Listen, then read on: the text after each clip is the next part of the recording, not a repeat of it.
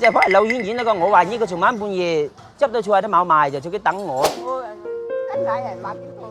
做乜嘢買拖檔啊？咁近可能冷吧，你買嬲張皮拖啊，攞張皮拖嬲到咯，就買近嚟咯。屌你嘅衫只有10件，買頂一件，我俾個件你啊，就屌。我應該我哋100幾萬銀斤嘅。屌，嚿紙巾嘅。你有幾毫子啊？可以。佢有糖膠啊，俾你啊。我食好嚟㗎。個你冇隨地丟垃圾喎嚇。cái anh nhà có ở sân bị bóng một tuổi à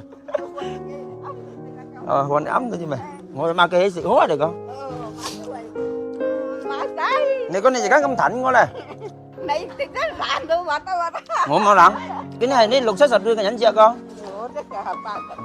ngắm này nào một con xích lên mày đó bên ngoài bù lâu con bác con yếu sập cái chứ ngoài bù lâu thì ta đã thoáng giờ mà ta đã dựng mà cầu phấn một thì con chỉ mạo bay đây chắc là mạo em này cần này hả liệt đây hả dạ này cái chuyện gì ngồi hành như trái thúng gì chứ cái đắng ngộ đi mày cô nhỉ đã cái nhở trên mai đây bác buồn tay xô anh có tôi giao nhì sập ba lù đi xịt đi phàn như là cái bái à mà mau cậu cánh cái núi trường nghèo đánh chút để nó tiệt cái cua câu nó nhúng xịt đi chút cái chân chầu nhất tiếng là cô ăn mày mới có bác gì cá cuối ta cắt đan cho cái nồng mồ nhẫn chứ cái là nhẫn mày tàu binh rồi của nhẫn ngu ăn con đấy còn mai con nảy vào lớp nhỉ mà hầu gì xí à đấy cái nhà buổi làm thiên mà mà tới vừa tụi má một chục giờ nhị ăn ông chỉ màu sắp cháy đây lấy cái nhận mạo nhưng có em lai cái chuồi lại mài được con cái nhận không có nhận tay phù màu bạn cháu con lấy lai tay phù lại mài không mài được con ấy bà sẽ chịu sang gì là đây là hà chi nên bàn ngó đấy bà này cái mài cái đó sẽ cắt này cái này mày mắn buồn chỉ có nhẹ cái này cho mày liệm á bàn tay chuồi cho liệm á cái má đừng nó phượng là chẳng thấy cô nói điều không mà sao vậy con này cái má này tai này chỉ mùi cô nói không này mũi nó thay lộ không dạ lúc sau phim này à con gì ngắm này này cái má hoa chi tao cũng đã chạy rồi vậy cái chế mua chế rồi chứ ở phân liang chế vậy đó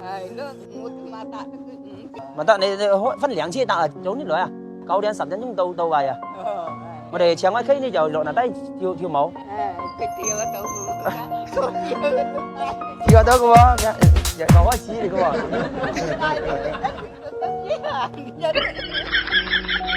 đi ba sợ đi xem có ta đi không kia ta cái mắt tạm chỉ mùi tàu vài bà hả để nó trứng quá vậy mà ta cái chỗ cái chết gì vậy hồng khoai phô anh nhớ mấy sủi á tàu láng phô mày bà mới nhá nam mới nuôi cái chứ oi vô nạm cái mà xây yếu loại vô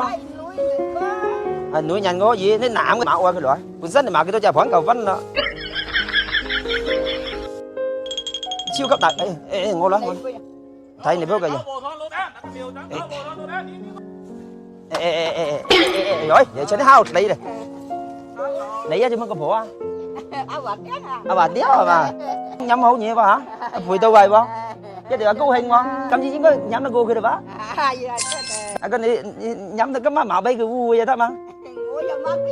cầm gì thăm mà cầm gì ngon thay cái thăm hả nên mình cười lắm cô gì để cho mình nãy có mà này có thấy nãy có mà cái mắt chứ nhận à chứ ok thì có gì tình huống được cái mắt sạch trên chúng à在菜市场的转角，很久没遇见你，佝偻着挑青菜的背影，你给我们带来了无限的快乐。期待下次和你的见面。